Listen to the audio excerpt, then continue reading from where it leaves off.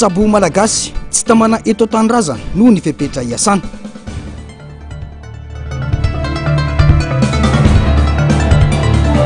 Lemako be tsy mitatatra, miakatra ny vary, ny tombony vokatra.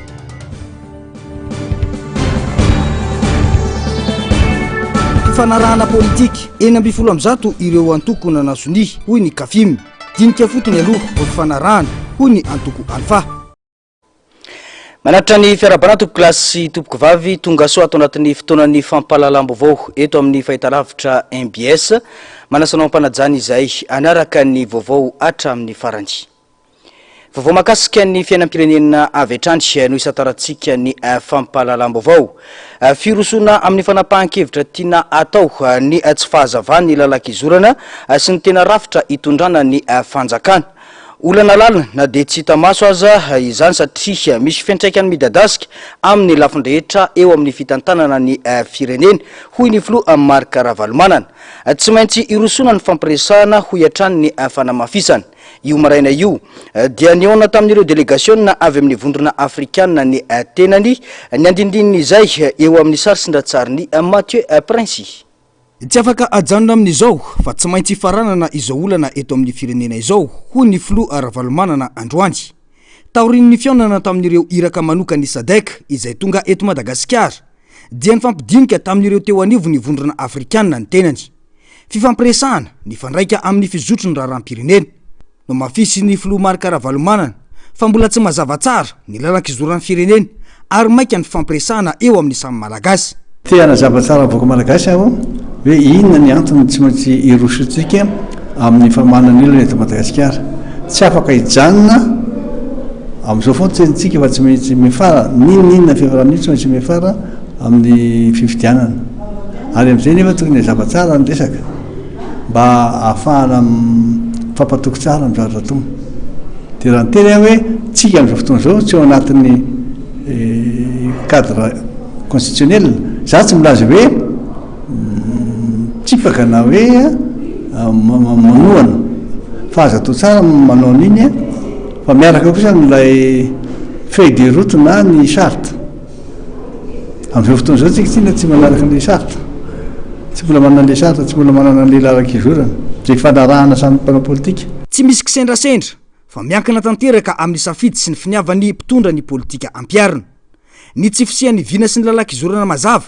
dia miteraka fitantanana miozongozona, manokatra malalaka ny varavaran'ny kolikoly sy ny fanarorotam-pahefana. Rehefa tsy mazava ny rafitra sy ny fitsipika amin'ny fehiny fitondrana dia manjaka ny fanapahan-kevitra tsy ara-dalàna, ny fifanarahana antsokosoko ary ny tombontsoa manokana.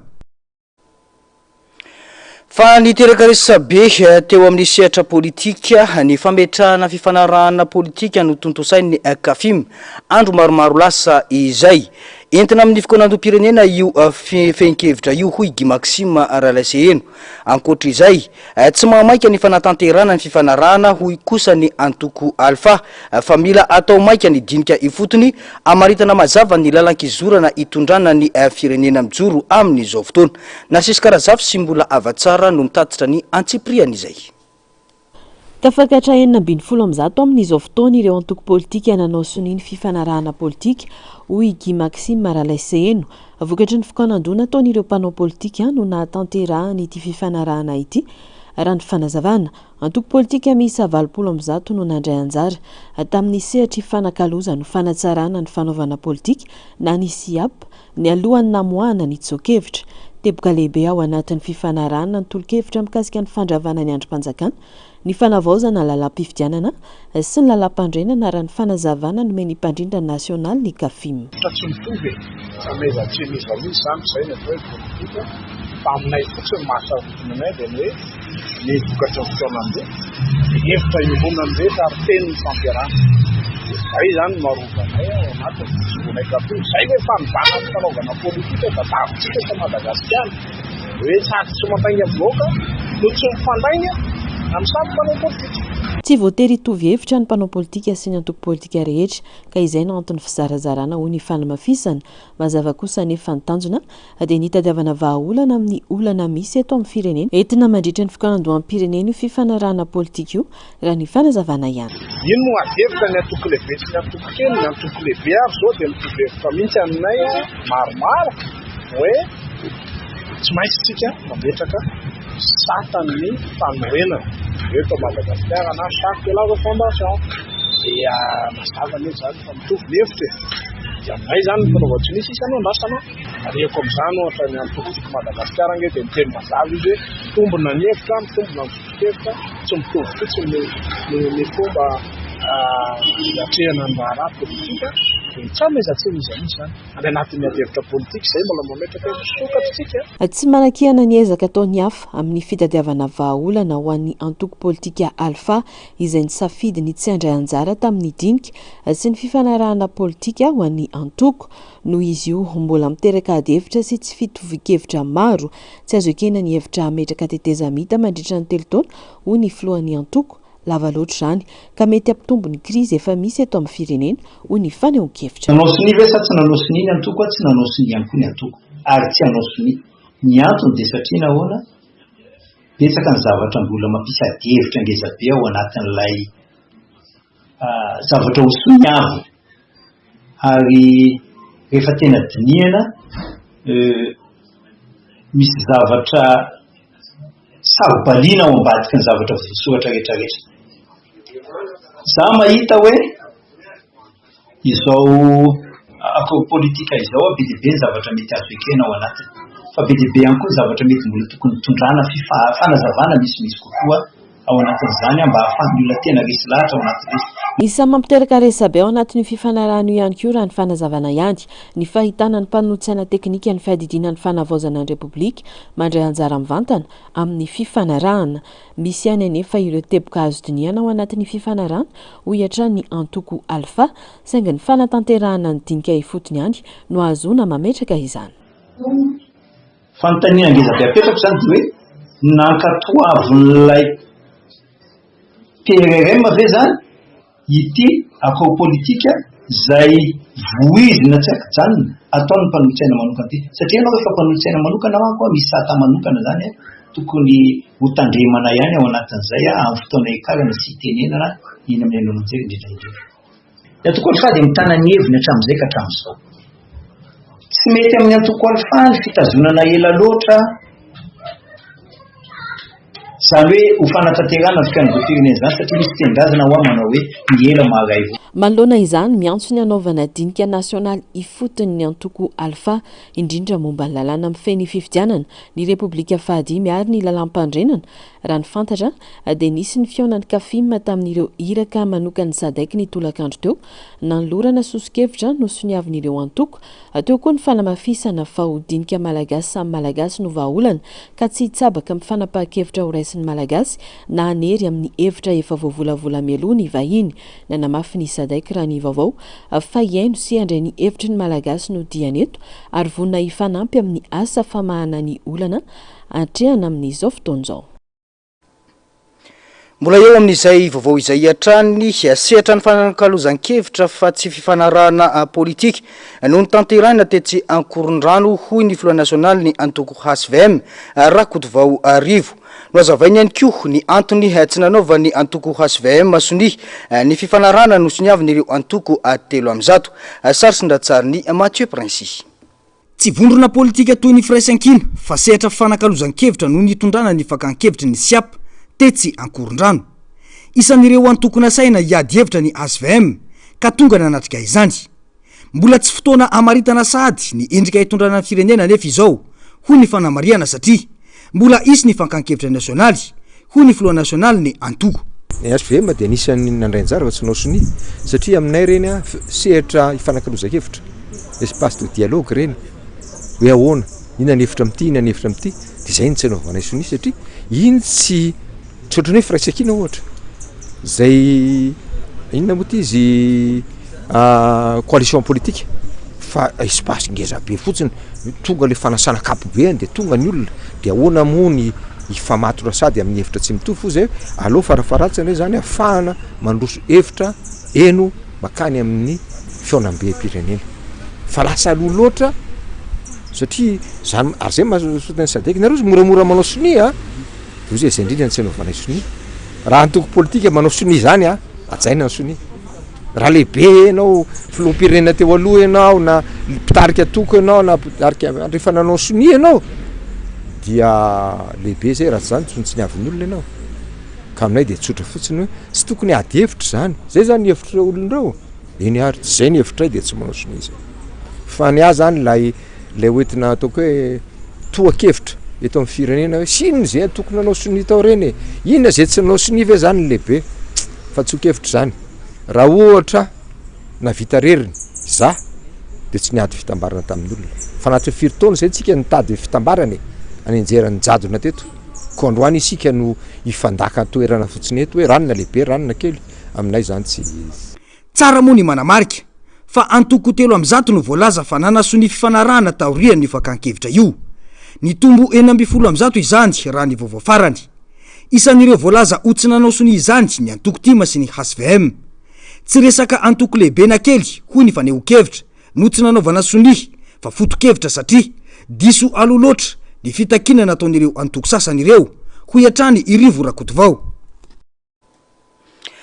fa tsy tokony iteraka resabe ny fanatanterahany tafika malagasy ny sidina anatiny amin'ireo faritra maromaro eto amin'ny firenena hoy ny ministra ny folo alinda androany mandrapivery ny sidina anatiny ataony tsaradi dia ny tafika no andray antanana ireo sidina mampitoy Anantalaha, Sambava, Marantsetra ary Sainte Marie nasesikarazafy sy mbola avatsaratrandry no mitatitra ny antsipriam-baovao. Niteraka resabe andro maromaro zay ny fanatanterahany tafika malagasy ny sidina anatiny amin'ireo faritra sasantsasany eto amin'ny firenena izay mampitohy amin'ireo toerana misy seranam-piaramanidina saingy tapaka nandritra ny taona maro ny fivezivezena nanazava ny tafika fa tsy vao androany no manakaiky ny vahoaka malagasy nanampibetsaka tamin'ny fandrindrana sy ny fizarana ny karaman'ireo mpiasa-panjakana any amin'ireo toerana saro-dalana tao anatin'ny taona maro ohatra izy ireo manohana ny évacuation sanitaire ihany koa ny tafika malagasy ary efa ny resaka tamin'ny ministeran'ny fitanterana mba ahafahana mitatitra ireo olona amin'ireo toerana maromaro toa ny Antala, Sambava, Marantsetra, Sainte Marie ary Nosbe. Dia resaka action civilo-militaire zany hoe fanakakaizana ny vahoaka no ampiasana ireny fiaramanidina ny tafika malagasy ireny ary io fiaramanidina io maro no milaza hoe tsy manana licence tsy manana licence de transport tsy marina zany manana taratasy ara-dalàna matoa manidina izy ireo ary ny miaramila koa azadiny fa olombelona koa ka matoa izy afaka mitatitra ny miaramila dia afaka mitatitra olom-pirenena. Akoatra izay dia miara-miasa mivantana amin'ireo firenena manana tafika ny tafika malagasy ka tsy tokony hiteraka resabe ny fifandraisana amin'ireo tafika rosiana raha ny fanazavana nomen'ny ministra ny folo alindahatra. Miaramila eto anivon'ny tafika malagasy dia mandrato fifanana amin'ireny firenena ireny. Ny miaramila eto amin'ny tafika malagasy dia miaraka manao fanatanjahantena sy fanazarantena miaraka amin'ireny miaramila n'ireny tafika ireny ary ny fitaovana ampiasaina eto amin'ny tafika malagasy raha mijery tsika eny an-tsehatra eny ny ankamaroan'ny fitaovam-piadiana zay ampiasain'ny tafika malagasy dia fitaovam-piadiana zay avy tamin'ny tafika rosiana dia mbola ireny ihany no amafisina satria ireny no fitaovana hatreto aloha ny atao hoe ny 900 fitaovam-piadiana eo anivon'ny tafika malagasy dia mbola fitaovam-piadiana avy amin'ny tafika rosiana sy ny firenena rosiana.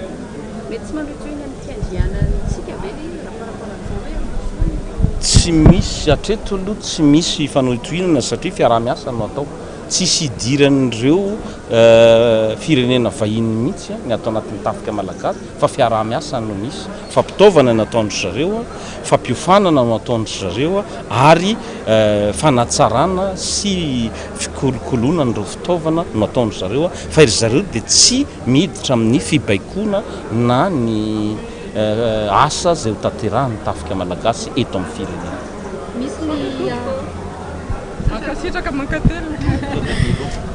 Maleo tena ny fifandraisan'ny tafika malagasy sy ny tafika rosiana fiara-miasa sy fampitaovana no misy fa tsy miditra amin'ny fibaikona amin'ny asan'ny tafika malagasy ny tafika rosiana raha ny fanamafisana trano. Vao makasika ny tontolo ny fambolena sy ny fiompiana kosa indray maro ireo olana sedray ny tantsaha malagasy manomboka amin'ny tsy fampin'ny fitaovana sy ny masomboly hatramin'ny fahasahiranana ara-tsakafo sy ara-toekarena. Ilaina sy maika ny drafi-panarenana ho an'ny tantsaha tsy ampy ny famolavolana zany ho an'ny taratasy fotsiny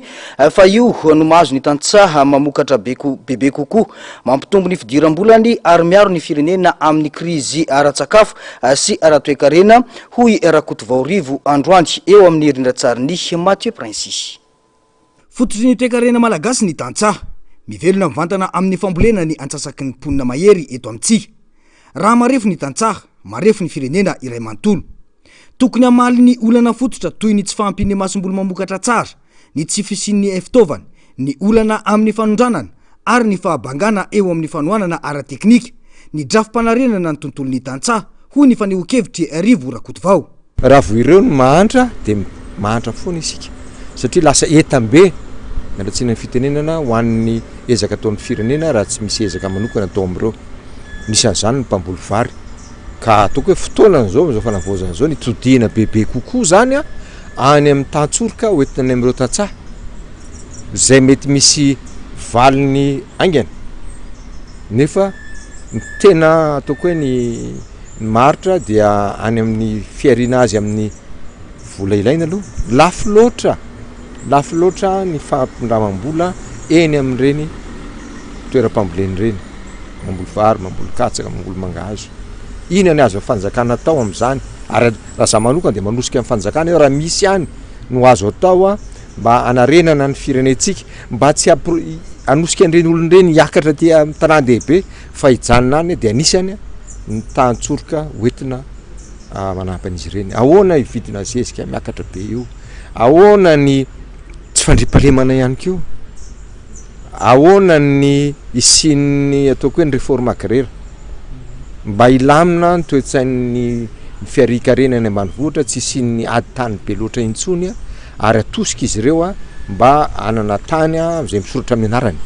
efa manao ihany moa ny fitondram-panjakana. Zay ny miaraka eo miaraka amin'izay fomba fambolena ny barazy sy ny sisa fa ny matongana amin'ny teny an'izay zany dia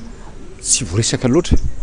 tsy voaresaka tsika ety tanàn-dehibe mba manahoana ireo olona 570 eto Madagasikara zay miaratsiny efa tena milona ao anatin'ny fahantrana mihitsy ny tantsaha anisan'izany ny mpamboly vary. Raha mipetraka tsara ny drafitra fanarenana dia isy vokatra mivantana amin'ny famokarana ara-pambolena, itombo ny vokatra azo isaky ny velarantany,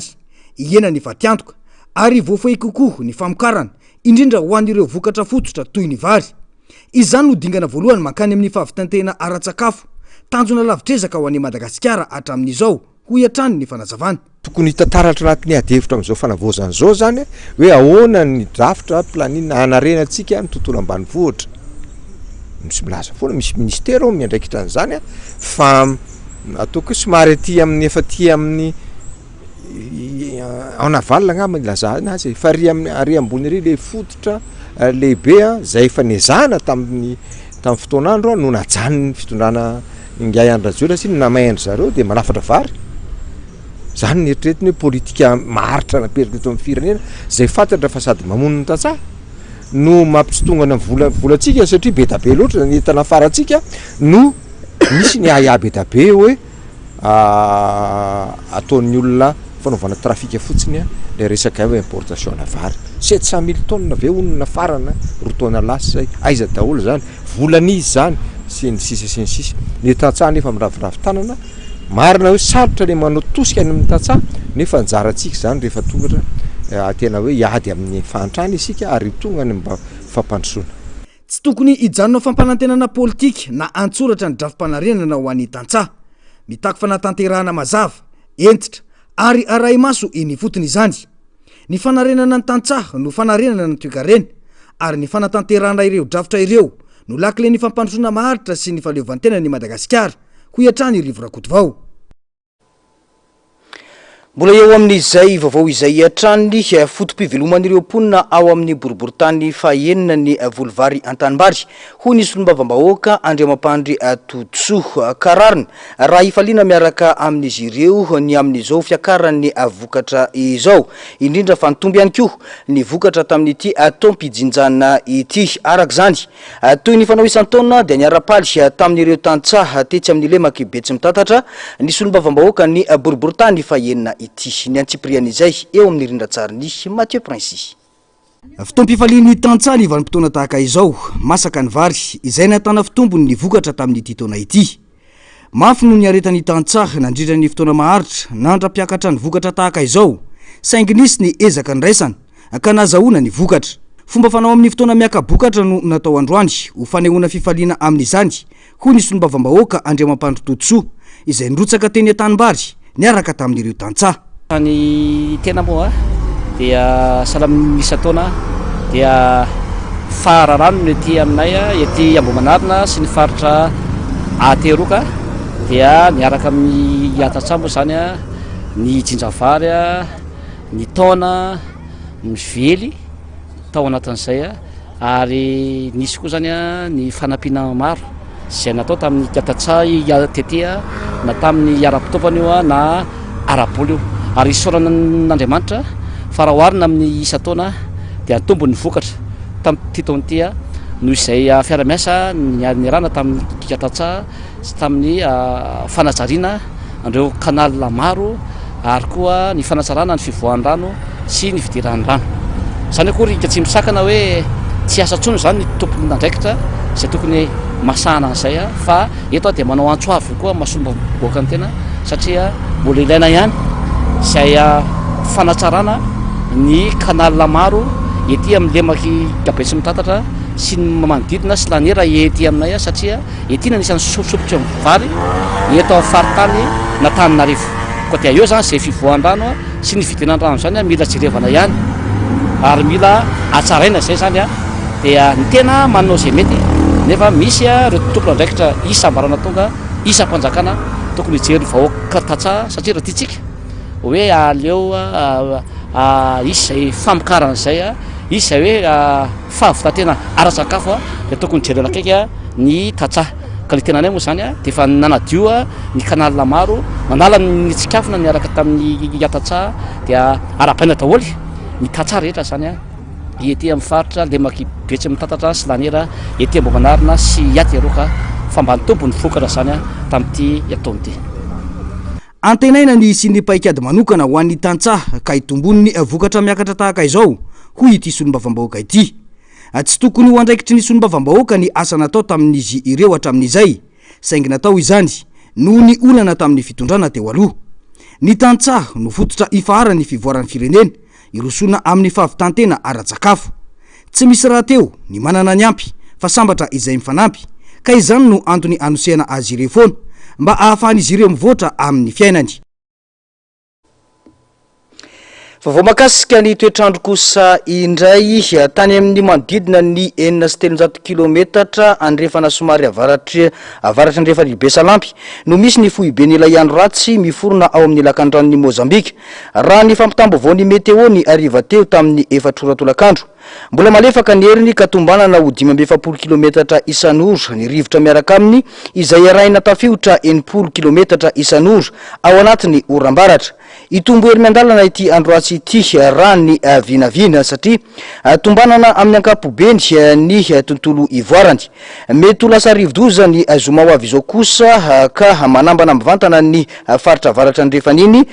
ny maraina ny sabotsy 1 janoary. Entanina arak'izany ny ponina ao boeny sy melaky iomana ka ampiatra ny fepetra mikasika ny filazana fanairana amin'ny loko maitso. Entanina ihany koa ny rehetra ho mailo manoloana ny rotsakorana amin'sesy hatramin'ny farany herinandro io. Nahazo fampitandremana manokana ny mpampiasan-dranomasina eo anelanelany Analalava sy Antsalova mba tsy handrika intsony manomboka rampitso ary anaraka tsy tapaka ny toromarika omeny ny manampahefanana isany tokony. vaovao avy any amin'ny distrika anaparafara-vola kosa indray misa 724 ireo olona traboina sy voaterina findramonina no ny rano miakatra tao Antanambe distrika anaparafara-vola 570 amin'ireo izany hoe manodidina ny 270 tokatrano nafindra ao amin'ny EPP Ambohitrarivo raha nalefa any amin'ny havany sy ny mpiaramonina aminy kosa ny 225 sy 400 ambiny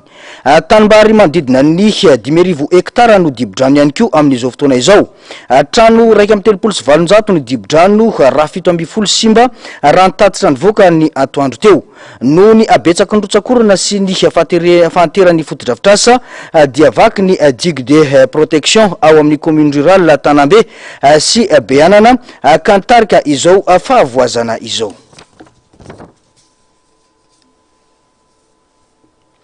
Tontolon'ny fahasalamana miatrika hafanamby lehibe ireo mpitsabo eto Madagasikara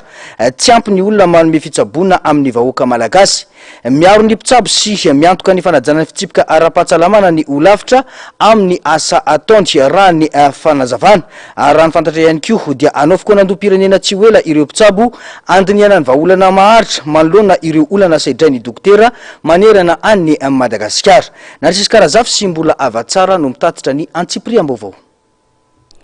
Mpitsabo enarivo hatramin'ny 7 eo monja no miany malagasy 3 tapitrisa eto Madagasikara raha ny antotanisa farany dokotera iray latsaka araka izany no miandraikitra olona 10 raha toka dokotera 3 ho an'ny olona 10 ny fentra napetraky ny vondrona iray sampirenena misana ny fahasalamana na ny OMS malona izany adiombonana ny famongorana ireo asa fitsaboana tsy manaraka ny lalàna izay manohitohina mivantana ny fahasalamam-bahoaka manana iraka roa lehibe no lavitry ny mpitsabo eto Madagasikara dia ny fiarovana ny vahoaka amin'ireo asa fitsaboana tsy manaraka ny lalàna sy ny fiarovana ny mpitsabo amin'ny fanatanterahana ny asany iraka mavesatra manoloana ny tsy fahampin'ny mpitsabo eto Madagasikara. Ilaza miara-mahita raha iteny aminareo tsy ampy ny mpitsabo dokotera ozany hoe fosika na sandoka zay mihitsy no anaovana précision hoe dokotera mpitsabo fa ny mpitsabo ny dadasika be misy mpitsabo amin'ny fomba maro samihafa fa ny olavitra ny dokotera mpitsabo ny olavitra misy dokotera nianatra nivoaka teny anivo faculté de médecine. Na dia mazoto sy maro aza ny tanora misafidy ny lalam-pampianarana ho mpitsabo eto Madagasikara dia olana lehibe ny fahafahana mitazona azy ireo hijanona eto an-tanindrazana manana sampam-pampianarana mpitsabo miisa 9 nefa ny firenena saingy maro amin'ireo mpitsabo tanora no misafidy hiasa any ivelany no ny fepetra iainana sy hiasana fanampi-goavana ho an'ny olavitra ny fiarovana mpitsabo amin'ny fanatanterahana ny asany anaty fitoniana mba ahafahan'izy ireo manome fitsaboana araka ny tokony ho izy ho an'ny vahoaka. Fa ny olantsika amin'izao ahoana ny fomba hitazomana ny dokotera hiasa eto Madagasikara be dia be ny manam-pahaizana ny dokotera mivoaka fa recruté any Canada, recruté any Europe, recruté any ivelany Madagasikara. Fanamby ny olavitra dia ahafahan'ny dokotera manatanteraka ny asany ao anaty fitoniana miala ny herisetra, miala ny fanenjehana adidiny ny olavitra. Miantso ny dokotera rehetra manerana ny nosy ny ministra ny fahasalamam-bahoaka mba irahina sy ara-entana hanatsarana ny sehatra ny fitsaboana eto amin'ny firenena fa indrindra amerina ny aso ny fitsaboana. Niavatra ho antsika dokotera potika manokana amin'ny dokotera namana zao efa 7 taona no nisiany ordre national des médecins aloha amin'izay tsika ifanamian-tanana ary ifanaja engane atsika samby ezaka anampody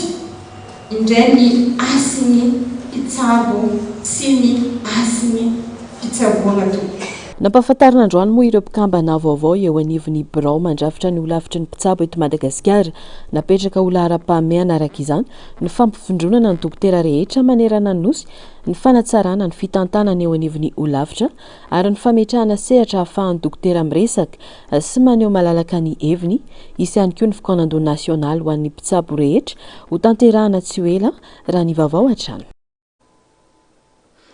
tontolon'ny asa fanaovan-gazety misaona ny tontolon'ny asa fanaovan-gazety nodimandry teny amin'ny hôpitaly Tsabona azy teny Ilafy Ianika Rairimanana mpanao gazety no sady mpamakafaka raharam-pirenena teo anivony Antsiva radio ny tenany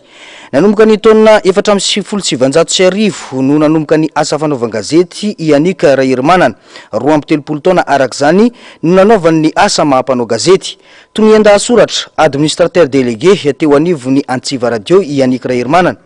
ny matoan-dasoratra no tena nanavanana azy atao anatin'ny asa izay nataony isan'ny mpanao gazety no volaina tao amin'ny gazette de la Grande Île Ianika Rairimanana ka ny toekarena no nisahaniny tamin'izany raha ny vaovao dia narary efa elaela Ianika Rairimanana mialoha izao nahafatesany izao tato anatin'ny andro vitsivitsy mpiara-miasa telo no namoiny ainy teo i Roland Benja avy ao amin'ny gazety ny Valsoa Fanira Zafimanantany teto anivony vondrona MBS ary Ianika Rairimanana avy amin'ny Antsiva sy ny groupe Ray ny fianakavian'ny MBS dia mirary fiononana feno ho an'ny fianakaviany sy ireo mpiara-miasa amin'ny rehetra. Maresaka iraisam-pirenena kosa mbola mitohy ny fanafiana Rosianina ka nahafatesana olona maro sy niteraka fahasimbana trano fonenana maro izany mitombo araka izany ihany koa ny aya momba ny fampiasana tanora vahiny ho fitaovana miaramila ataony Rosia raha ny tatim-baovao ny Antsipriana izay. Mety ny fanafian'ny Rosia ny Ukraine olona 7 no maty varavakely ny vokatry ny dariko drone sy balafomanga tany amin'ny faritra maro ny alatsinainy alina ivotalata anisan'izany Odessa, Donetsk ary Kherson trano fonenana maro no simba ary olona 10 no voatery nafindra toerana maro amin'ireo tanora vahiny indrindra ny avy any Bangladesh no voalaza fanalenan-keriny hiditra amin'ny tafika Rosianina nampanantenana asa tsotsotra any Rosia izy ireo saingy rehefa tonga tany an-toerana dia nasaina nanao asa fanompoam-pirenena miaramila ary alefa hiady any Ukraine miteraka tebiteby sy fahoriana ho an'ny fianakavian'ireo tanora izany toe-javatra any nanamafy ihany koa i Ukraine fa mampiasa teknôlôjia avy amin'ny zanabolana ny drone sasany alefa any Rosia izay mampitombo ny fahafatesana sy ny fahasimbany fototra asa sivily mahasarika ny sain'ny mpanara-baovao dia ny hoe anao ahoana ny fiavaran-dia. Fary miavaka kely any Kazakhstan sy karazana akoho manatody miloko manga no afakely hoentina aminao amin'ity andro an'ity. Ao amin'ny faritra Almaty any Kazakhstan misy ny fary Kaindy toerana voajanahary manaitra noho ny azo rendrika ao anatiny ny volona tamin'ny taona 2017 ity fary ity taoriana nororo tany nampiotsaka ny tany ka namorona tondralo voajanahary rendrika tanteraka ny ala tamin'izany saingy mbola nijoro tao anaty rano ireo hazo maro na dia toa maty aza ireo vatakazo hiteny ambony rano dia mbola voatahiry tsara ny rasany ao anatin'ny rano noho ny hatsiaka ny rano izay tsy mihoatra ny 9 degré Celsius amin'ny fahavaratra mirefy 500 metatra eo ny fary ary mahatratra 30 metatra ny alaliny amin'ny faritra sasany mahasarika mpizahatany ny toerana misy amin'izy ireo aza samy lomano hijery an'ireo ratsakazo any anaty rano tsy lavitra eo ihany misy fary hafa koa malaza amin'ny lokony manga manjavozavo manampy ny akantony'ity faritra ity afakely tsy toy ny mahazatra amin'ny lokony atodina akoho antsoina hoe arokana manga ny lokony atodin'ity karazana akoho ity tsy vokatry ny fandokonana fanodinana ny atody no mahatonga izany fa avy amin'ny toetra voajanahary amin'ny arokana araka ny fanazavan'ny mpikaroka misy singa antsoina hoe biliverdine mifangaro amin'ny akorana atody dia ny mbola ao anaty tranon'atody ka mahatonga ny lokony manga fahita amin'ny karazana akoho sasany toy ny arokana sy amerokana ity tranga ity azo hohanina tsara ilay atody tsy misy fiantraikany amin'ny fahasalamana ary mitovy tsiro amin'ny atody mahazatra ihany ny lokony hafakely no mahatonga azy hisarika ny sainy maro. Tapitra ny fampalalam-baovaontsika tompoko lasy tompoko vavy mankasitraka anao nanaraka izany hatramin'ny farany ankasitrana ny teknisianantsika sy ireo namana-panao gazety nahafahana nanatontosa izao fampalalam-baovao izao mametraka ny soavatsara veloma tompoko.